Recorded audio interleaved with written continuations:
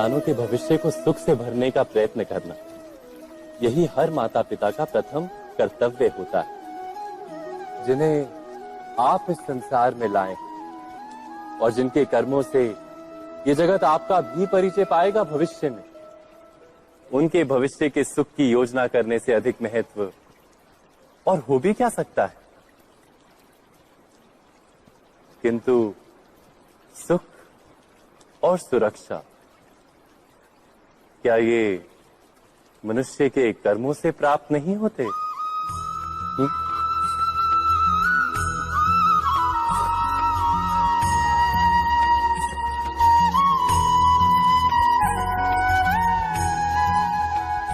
माता पिता के दिए हुए अच्छे या बुरे संस्कार, उनकी दी हुई योग्य अथवा अयोग्य शिक्षा, क्या आज के सारे कर्मों का मूल नहीं?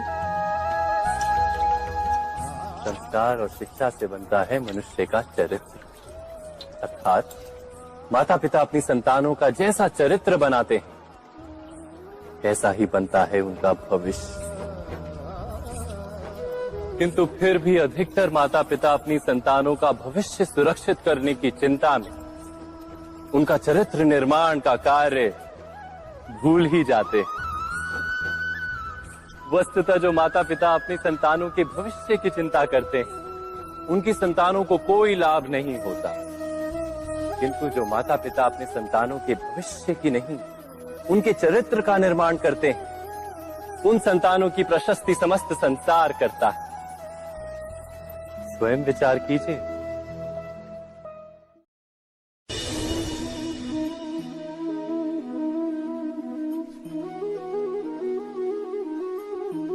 एक ही गुरु के पास शिक्षा प्राप्त करने वाले सारे शिष्य एक समान विद्या प्राप्त नहीं कर पाते। सारे शिष्य गुरु की बातें सुनते हुए अवश्य दिखाई देते हैं, उनकी पूजा करते हुए दिखाई देते हैं, किंतु एक समान विद्या प्राप्त नहीं कर पाते। क्या कभी विचार किया है ऐसा क्यों होता है? तथ्य तो यह है कि विद्या प्राप्त ना कर पाने वाले शिष्य समर्पण का दिखावा तो करते हैं, किंतु समर्पण का वास्तविक अर्थ नहीं समझ पाते। गुरु के चरणों में फूल चढ़ाने से अथवा गुरु का आदेश मानने मात्र से क्या समर्पण सिद्ध होता है? नहीं। समर्पण का वास्तविक अर्थ है जब गुरु के प्रति मन में कोई संदेह ना रहे, गुरु के मुख से आदेश निकले उससे पूर्व शिष्य उस कार्य को पूरा कर दे। गुरु के विचारों के साथ शिष्य के विचार एक हो जाएं। शिष्य जब तक अपने गुरु में ब्रह्मा विष्णु महेश इनके रूप ना देख ले, तब तक उसका समर्पण सत्य नहीं। वास्तव में समर्पण किसी कार्य का नाम नहीं, समर्पण तो हृदय की भावना और मन की स्थिति का नाम है। अर्थात हमारे अज्ञान में क्या दोष केवल हमारे मन का नहीं? स्वयं विचार कीजिए।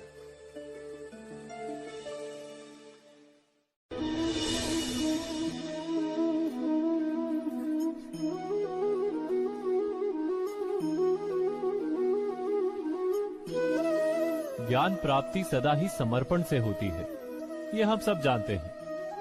किंतु समर्पण का वास्तविक महत्व क्या है? क्या हमने कभी विचार किया? मनुष्य का मन सदा ही ज्ञान प्राप्ति में विभिन्न बाधाओं को उत्पन्न करता है। कभी किसी अन्य विद्यार्थी से ईर्ष्या हो जाती है, कभी पढ़ाए हुए पाठों पर संदेह जन्मता है और कभी गुरु द्वारा दिया गया दंड मन को अहंकार से भर देता है। नहीं, क्या ऐसा नहीं होता? न जाने कैसे कैसे विचार मन को भटकाते हैं और मन की इसी अयोग्य स्थिति के कारण हम ज्ञान प्राप्त नहीं कर पाते। मन की योग्य स्थिति केवल समर्पण से निर्मित होती है। समर्पण मनुष्य के अहंकार का नाश करता है, ईर्ष्या, महत्वाकांक्षा आदि भावनाओं को दूर कर हृदय को शांत करता है और मन को एकाग्र करता है। वास्तव में ईश्वर की सृष्टि में ना ज्ञान की मर्यादा है ना ज्ञानियों की। गुरु दत्तात्रेय ने तो गाय और श्वान से भी ज्ञान प्राप्त कर लिया था। अर्थात विषय ब्रह्म ज्ञान का हो या जीवन के ज्ञान का या गुरुकुल में प्राप्त होने वाले ज्ञान का, उसकी प्राप्ति के लिए गुरु से अधिक महत्व है उस गुरु के प्रति हमारा समर्पण। क्या ये सत्य नहीं? स्वयं विचार कीजिए।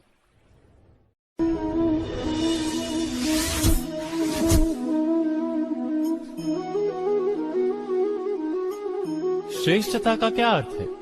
श्रेष्ठता का अर्थ है दूसरों से अधिक ज्ञान प्राप्त करना। अर्थात मूल्य इस बात का नहीं कि स्वयं कितना ज्ञान प्राप्त किया, मूल्य इस बात का है कि प्राप्त किया हुआ ज्ञान अन्य लोगों से कितना अधिक है। अर्थात श्रेष्ठता की इच्छा ज्ञान प्राप्ति को भी एक स्पर्धा बना देती है।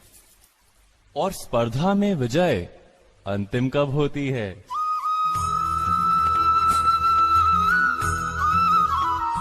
कुछ समय के लिए तो श्रेष्ठ बना जा सकता है, किंतु सदा के लिए कोई श्रेष्ठ नहीं रह पाता। फिर वही असंतोष, पीड़ा और संघर्ष जन्म लेता है। किंतु श्रेष्ठ बनने के बदले यदि उत्तम बनने का प्रयत्न करें तो क्या होगा? उत्तम का अर्थ है कि जितना प्राप्त करने योग्य है वो सब प्राप्त करना, किसी से अधिक पाने की इच्छा से नहीं, मात्र आत्मा की तृप्ति हेतु कुछ प्राप्त करना। उत्तम के मार्ग पर किसी अन्य से स्पर्धा नहीं होती, स्वयं अपने आप से स्पर्धा होती है। अर्थात उत्तम बनने का प्रयत्न करने वाले को देर अबेर सारा ज्ञान प्राप्त हो जाता है, बिना प्रयत्न के ही वो श्रेष्ठ बन जाता है। किंतु जो श्रेष्ठ बनने का प्रयत्न करता है वो श्रेष्ठ बने या ना बने, उत्तम कभी नहीं बन पाता।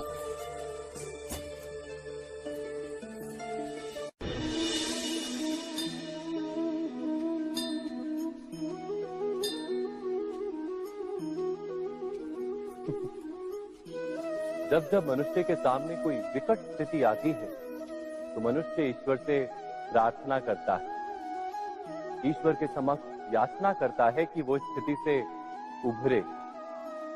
किंतु इस प्रार्थना का वास्तविक रूप क्या है? क्या ये हमने कभी विचार किया है? प्रार्थना का अर्थ है अपनी सारी आशंकाएं, सारी चिंताएं, सारे संकल्प विकल्प, अपनी सारी योजनाएं ईश्वर के चरणों पर रख देना।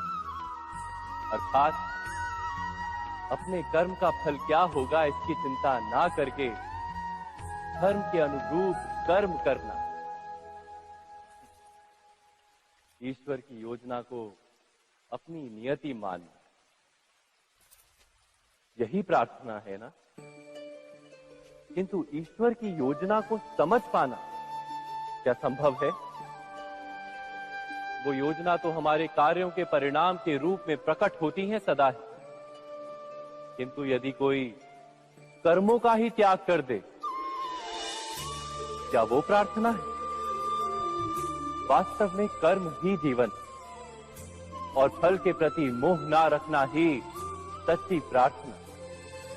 जो प्रार्थना कर्म में बाधा बन जाए, मनुष्य को कार्य ही ना करने दे, वो प्रार्थना है या पराजय?